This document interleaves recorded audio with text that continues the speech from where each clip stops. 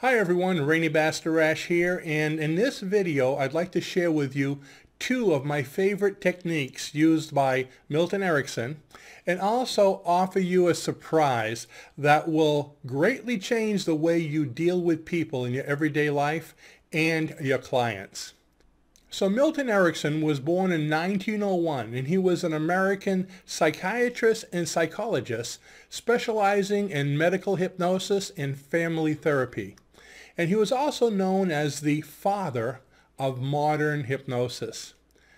Now, most notably, he was known for being able to hypnotize people or deliver positive suggestions through normal conversation. That means without using induction, deepeners, or the traditional format of a hypnosis session.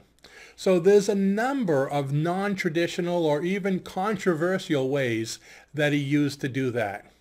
So if you want to learn a couple of his methods or just want to have a good laugh, stay tuned.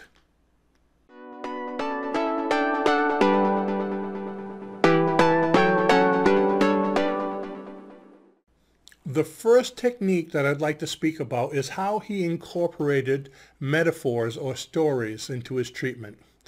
The great thing about metaphors is that it takes the resistance out of people.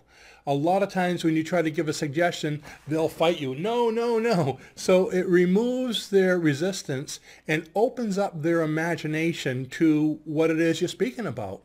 And you see this used pretty much every day in public speaking, across the pulpit when they're telling stories. The thing is, if you're telling a story about someone else, you're listening to that, you're using your imagination, and you're imagining someone else. However, if the story has to do with something similar to what you're doing or a problem that you're having, you will imagine yourself in that person's place. It's something that you automatically do without resistance. And as you know, imagination is an integral part to hypnosis.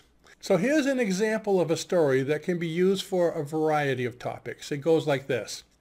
I was returning from high school one day, and a runaway horse with the bridle still on it sped past a group of us into a farmer's yard looking for a drink of water.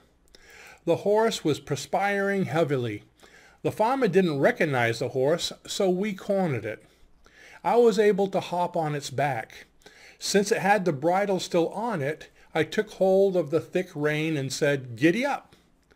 Now the horse headed for the highway, and I knew the horse would turn into the right direction if given the chance. I didn't know what that direction was myself, and the horse trotted and galloped along. Now and then the horse forgot that he was on the highway, and he started to go into a field. So what I did was I pulled on the bridle a bit to call his attention back to the highway where he was supposed to be. Now finally, about 4 miles from where I boarded him, he turned into a farmyard. The farmer was there, and he said, "So that's how that critter came back. Where did you find him?" I said, "About 4 miles from here." He said, "How did you know that you should come here?" And I said, "I didn't know. The horse knew. All I did was keep his attention on the road." So think of the message in that story. It can be used for a lot of different topics. Now, the other technique that he used, which is one of my favorites, is called being artfully vague in conversations. Think of that. When you're vague in a conversation, you confuse the mind a bit to the point where there's that stupor of thought where you're wondering, what did he say? Because your mind likes to make sense of things. When you say something, it listens, it follows along, but if something doesn't make sense, it stops. It tries to figure out what it means, and then it comes back to the conversation. And you know when that's happening, when you speak to someone and you say something a little weird and you see that glazed over look in their eyes, just like they're in La La Land, and then they come back. And at that moment, when they're having that stupor of thought, you've hit what they call critical mass. There's so much going on that all resistance is down and suggestions can be delivered. So it's a form of hypnosis just while you're speaking to someone and their eyes are wide open. Here's an example that you could use for someone who's having difficulty, let's say, relaxing in your chair or relaxing in a public place. You'd say something like this. "Do you like this chair better? Can you see how easy it is to relax in this chair? Now, what I just did there, okay, when I said, do you like this chair better? It made your mind think, better than what? Okay, I'm causing an incomplete comparison.